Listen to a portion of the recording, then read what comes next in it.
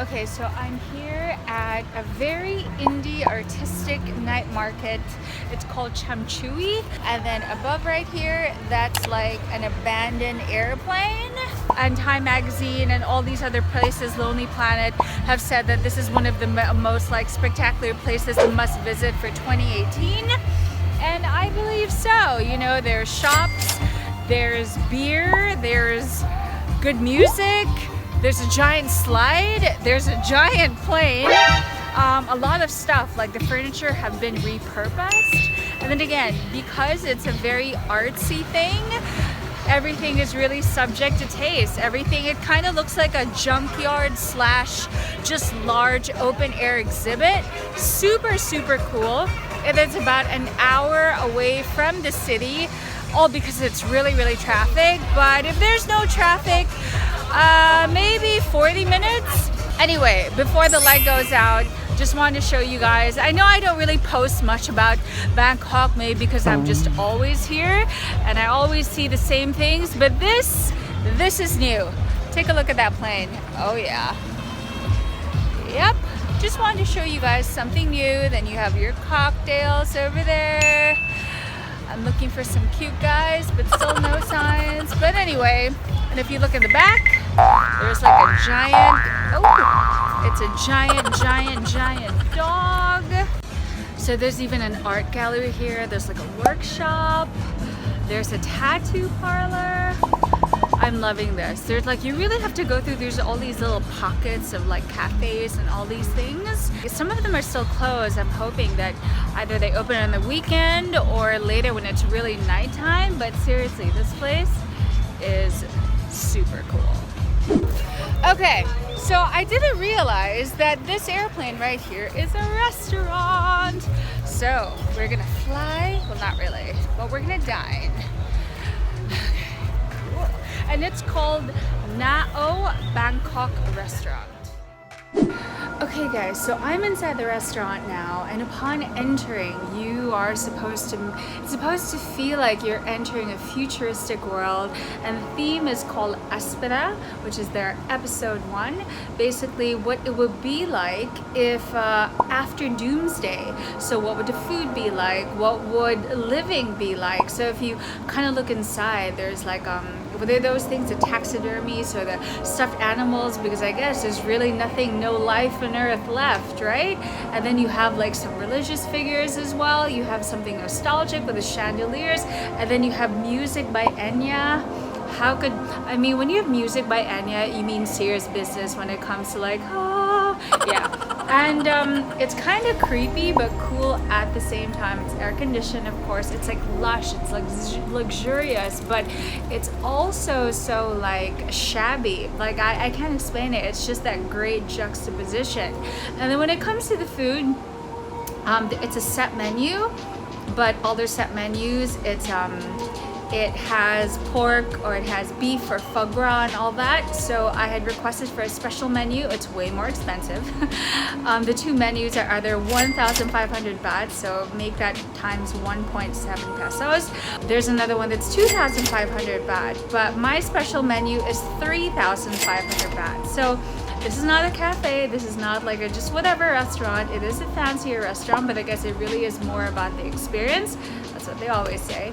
But yeah, I guess the other thing that I like, again, the reuse, the recycle, and be inspired, like even the bar has like perfume bottles and colognes, and it's really nice. It adds texture and makes it look cool. It looks like stained glass in a way, or broken glass, but very artsy as well. There's even a film crew that we were there downstairs, and now they've made their way up. So yeah, I am quite excited. I look like crap, sorry guys. Had zero expectations for this place, did not make myself up, but so far, really, really good. Oh! And the guy who owns this restaurant, the guy who conceptualized this, he's actually a Michelin star chef. So that really sets the bar high as to what we're going to be having tonight. So I'm hoping to God, good one. So this is my very first dish. It looks like cabbage to me. It almost looks like a kimchi jar that you see in Korea because there's cabbage in it as well. And then I can see goji berries from my eyes. You can see it. Wow. No, you have to dip it there. Okay, Mom. It does taste like kimchi without the spice. It's a cold dish. It is the first dish. It's so refreshing, especially being outside in 35 degrees. This is the sauce, although this is already dunked in a lot of sauce inside. So there's like some crunch from the cabbage and then some chewiness from the goji berry. Let's try it. Sauce. Sesame oil. Amazing. I admit I couldn't really understand what the server was saying, but he was saying that it's a mix of, he said some fish, and I'm guessing it could be sort of like a ceviche or like a carpaccio of fish. And then he just told me to mix it. So that's what I'm gonna do right now. Oh, I thought this was sauce, but it's the plate. Okay, so I don't know what these things are. It's very crunchy. Maybe beets? Yeah, it's beets. Okay, so it has some green sauce in it. I'm guessing fish roe. I see pomegranate. I see like raw fish. Let's try. Oh my god. It's cold. The fish, whatever this fish is, it's so buttery. Like no butter. It's actually a cold dish. It almost feels like there's cream cheese in it, but I'm sure there's none. And then it has the beet, so it's like mushy and then crunchy and just a bit of saltiness from the fish roe. And wow, wow, this is excellent, excellent.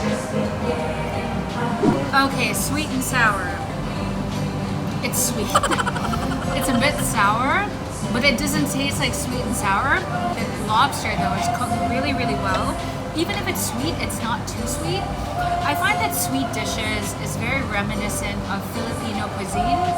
I'm not the biggest fan of Filipino cuisine. I like tart, I like spicy, I like light and refreshing. This is more on the sweet, heavier side. But still, nonetheless, the texture, the flavor, it's not too over or too powerful that it takes away from the lobster.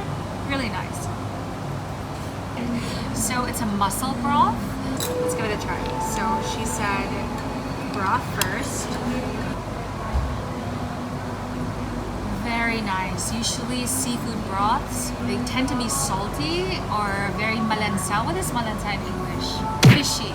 They tend to be fishy. And then this is the mussels. You see all the smoke.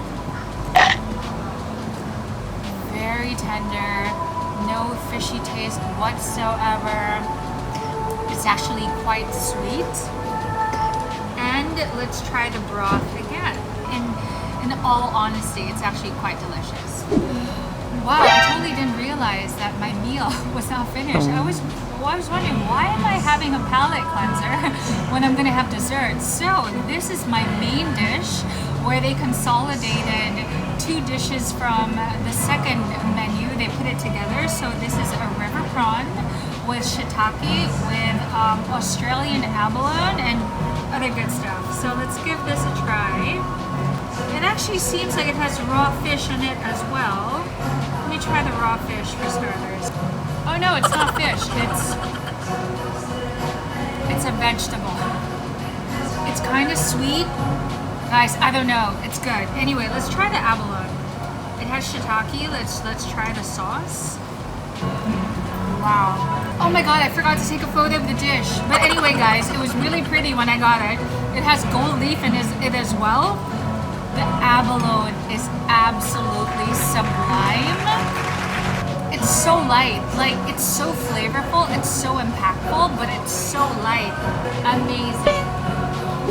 Okay, and last but not the least, of course, we have dessert. It is sweet potato with rum raisin ice cream. I think I've only had rum raisin ice cream once in my whole life, but anyway, sweet potato. I love sweet potato. Earlier I was telling you that the guy who conceptualized this, I think he's a Thai chef who is based in New York or something like that. I don't know the caption. I'm trying to find as much information as I can, but we were told that the chef today, at least on duty, is a 19-year-old. So I don't know how the mechanics are, but anyway, good job, great job. So let's give it a try.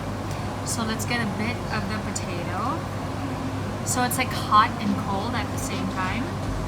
And then it's sitting on a bed of coffee beans.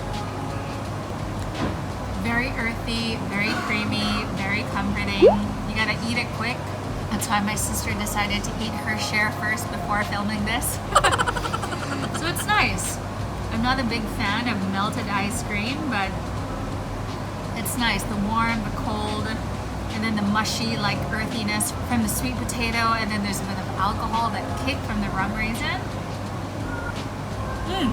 And there's a crunch too. It's like what do you call it? Like pop rice, like pinipig.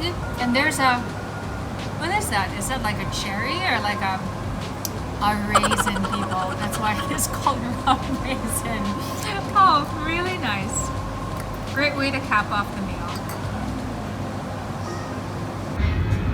So the restaurant opened just 3 weeks ago. So this place may have opened in 2017, but 3 weeks ago. So we are some of the first people to try the menu. Part 1, it changes every 3 months, so there's actually something to look forward to. So